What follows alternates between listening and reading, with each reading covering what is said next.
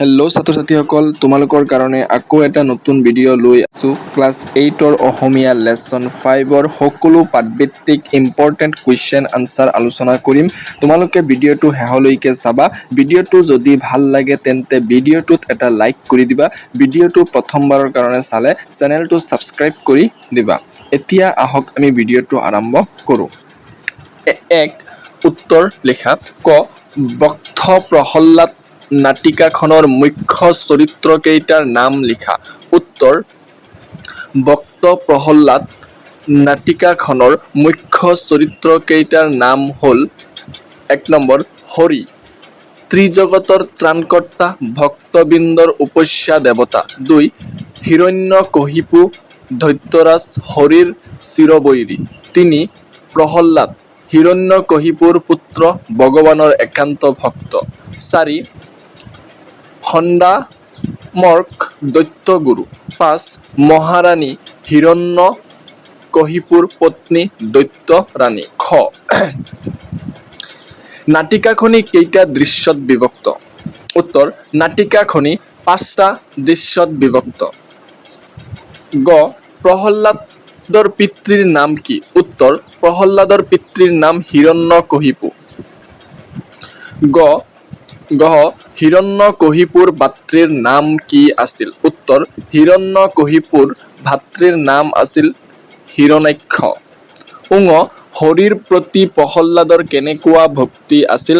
উত্তৰ হৰিৰ প্ৰতি প্ৰহল্লাদৰ একান্ত ভক্তি আছিল। প্ৰতঞ্চ প্ৰহল্লাদক অসুৰৰ শাস্ত্ৰ জ্ঞান দিবলৈ কাক নিযুক্তি দিয়া হৈছিল?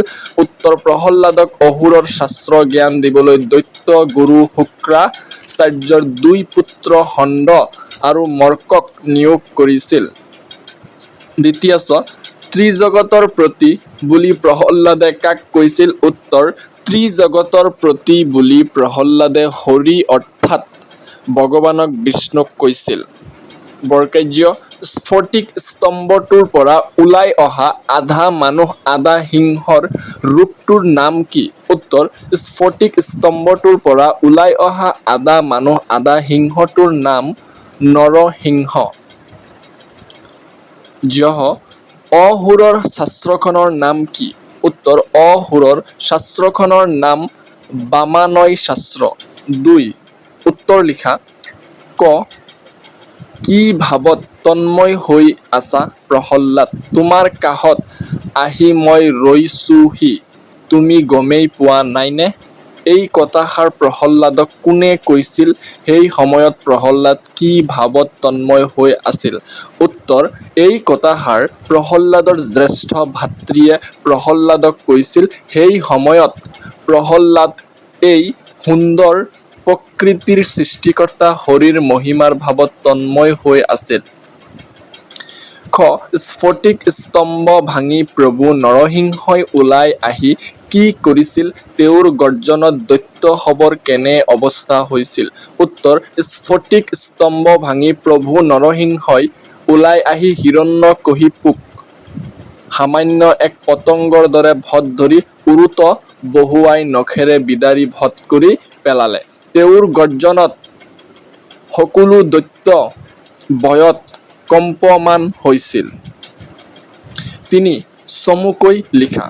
ক প্ৰহল্লাদে হৰিভক্তিৰ মহিমাৰ বিষয়ে দেখুওৱা যুক্তিবোৰ একাদিক্ৰমে লিখা। উত্তৰ প্ৰহল্লাদে হৰিক ত্ৰিজগতৰ প্ৰতি সৃষ্টিকৰ্তা, পালনকৰ্তা আৰু ত্ৰাণকৰ্তা বুলি কৈছে। তেওঁ কৈছে যে ৰাখে হৰি মাৰে কোনে? অৰ্থাৎ হৰিয়ে ৰক্ষা কৰিলে আন কোনেও মাৰিব নোৱাৰে।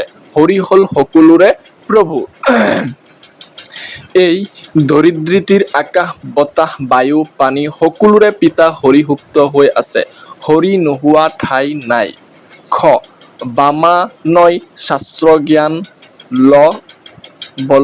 লবলৈ প্ৰহল্লাদে কি আপত্তি কৰিছিল? উত্তৰ বানাময় শাস্ত্ৰ জ্ঞান লবলৈ প্ৰহল্লাদে আপত্তি কৰিছিল কিয়নো ই হৰি ভক্তিৰ বিৰুদ্ধ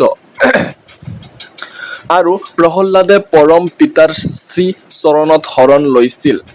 গ হৰিক দৈত্যবংশৰ চিৰবৈৰী বুলি দৈত্যৰাজ হিৰণ্যকশিপুই কিয় কৈছিল? উত্তৰ হৰিক দৈত্যবংশৰ চিৰবৈৰী বুলি হিৰণ্যকশিপুৱে কৈছিল কিয়নো হৰিয়ে হিৰণ্যকশিপুৰ ভাতৃ হিৰণ্যাক্ষক দাঁতেৰে খুচি হত্যা কৰিছিল।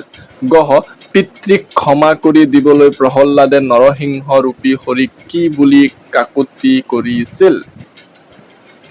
উত্তৰ: পিতৃক ক্ষমা কৰি দিবলৈ প্ৰহ্লাদে নৰসিংহ ৰূপী হৰিক এই বুলি কাকুতি কৰিছিল যে, হে হৰি, আমাৰ সকলোকে শুভ বুদ্ধি দি আপুনি আমাক ৰক্ষা কৰক, পিতৃৰ দোষ মাৰ্জনা কৰক।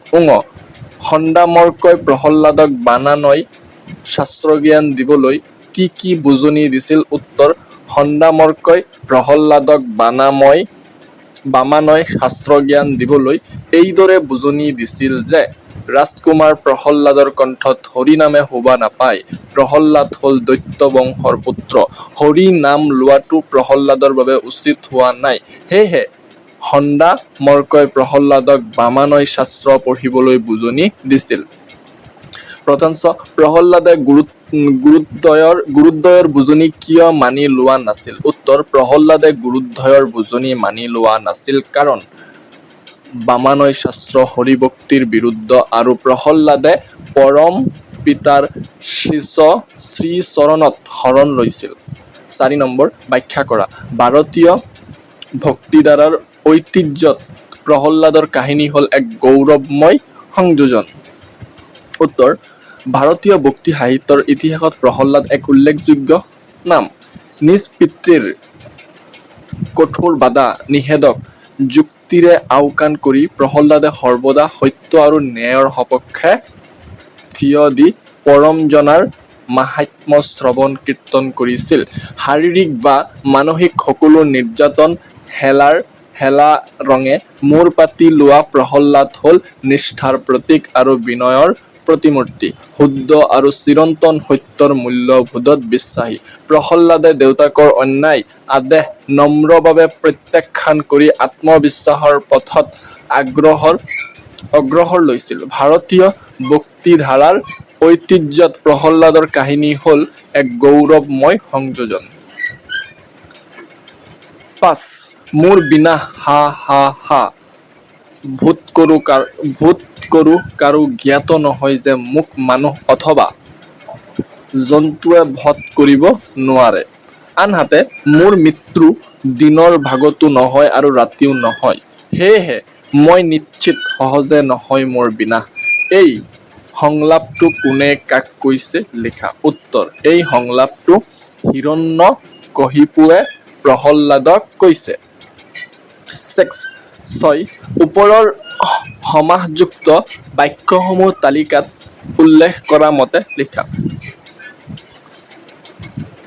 ত্ৰিভুৱন হতাহতি পৰ্বতগম্ভীৰ ত্ৰিজগৎ সিংহাসন। উত্তৰ: ব্যস্ত বা সমস্য মান পদ সমস্ত পদ ব্যাস বাক্য।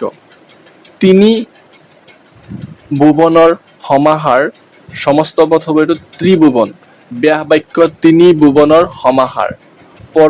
পৰস্পৰে হাতে হাতে কৰা যি যুদ্ধ হতাহতি। পৰস্পৰে হাতে হাতে কৰা যি যুদ্ধ।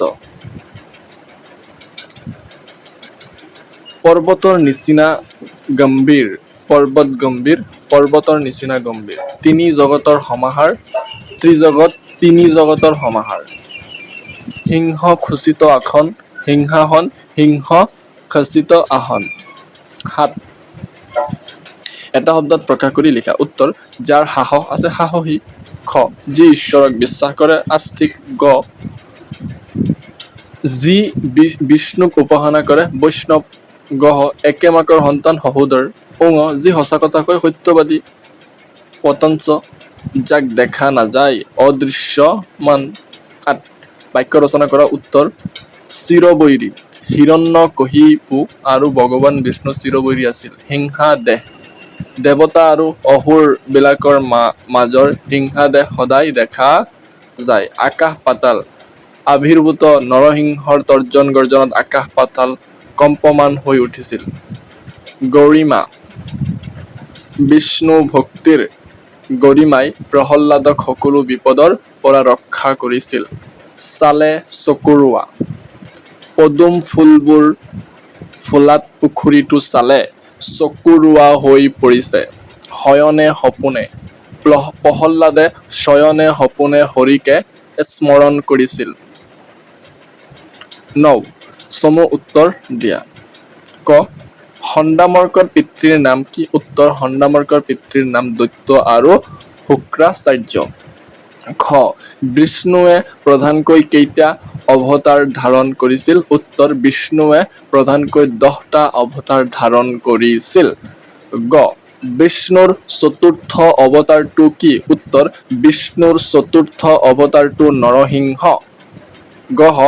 বামানয় শাস্ত্ৰ কি? উত্তৰ: বামানয় শাস্ত্ৰ ভেদ বিৰুদ্ধ শাস্ত্ৰ। দৈত্যসকলৰ শাস্ত্ৰক বামানয় শাস্ত্ৰ বোলা হয়। ছাত্ৰ-ছাত্ৰীসকল, ভিডিঅ'টো ভাল লাগিলে লাইক আৰু ছাবস্ক্ৰাইব কৰিব নাপাহৰিবা। থেংকছ ফৰ ৱাচিং ভিডিঅ'।